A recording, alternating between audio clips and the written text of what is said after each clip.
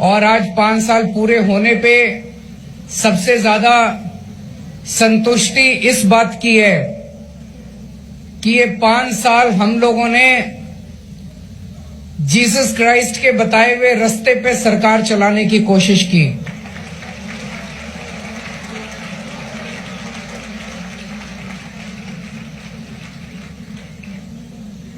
पूरी जिंदगी Jesus Christ ने गरीबों की सेवा की। उनकी जिंदगी से में इतने उदाहरण हैं, इतने इंसिडेंट्स सुनने को मिलते हैं, पढ़ने को मिलते हैं बाइबल में, कि किस तरह से कोई बीमार था, उनकी बीमारी दूर की। तरह तरह के इंसिडेंट्स हैं। हम लोगों ने भी दिल्ली के अंदर गरीबों का इलाज कराने के लिए जगह जगह मोहल्ला क्लिनिक खोले, गरीबों का इलाज कराने के लिए सरकारी अस्पतालों की व्यवस्था को दुरुस्त किया, बहुत सारे नए सरकारी अस्पताल खोले, सबके लिए इलाज मुफ्त किया, गरीबों के लिए स्कूलों की अच्छी व्यवस्था की, शिक्षा की अच्छी व्यवस्था की। हम पूरी कोशिश यही कर रहे हैं कि जो जीसस क्राइस्ट ने अपने जीवन में संदेश दिया था, हम लोग तो बहुत छोटे लोग हैं, मामूली लोग हैं, अगर उनके बताए हुए रास्ते पे 1% भी अमल कर पाए तो हम अपने आप को सौभाग्यशाली समझेंगे।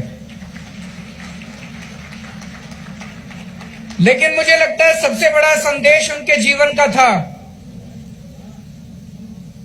कि आपके साथ कोई कितना भी बड़ा अन्याय करे, आपका कोई कितना भी बड़ा दुश्मन हो, उसे माफ कर देना है।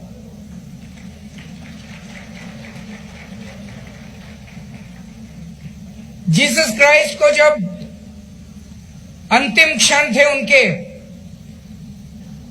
और उनको तरह तरह की यातनाएं दी जा रही थी, उनको तरह तरह से प्रताड़ित किया जा रहा था, तब भी वो अंतिम क्षण में भी उन सब लोगों को माफ कर देते हैं जिन लोगों ने उनको इतनी बड़ी बड़ी यातनाएं दी थी।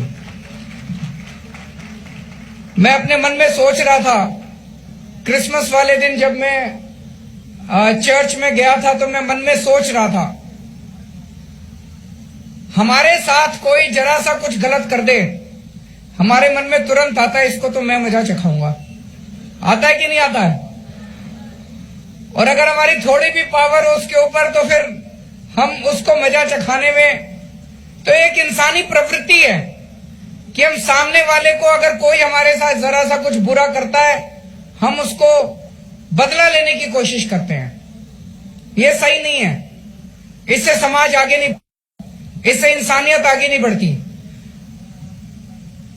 यही मैसेज, सबसे बड़ा मैसेज मुझे लगता है जीसस क्राइस्ट का यही है जो उन्होंने अपने मरते वक्त दिया था, कि आपसे कोई कितना भी बड़ा आपको यातना दे, आपका कोई कितना भी बड़ा दुश्मन हो, हमें उसको माफ करना है। और माफी सबसे बड़ी मुझे लगता है कि इंसान की क्वालिटी है।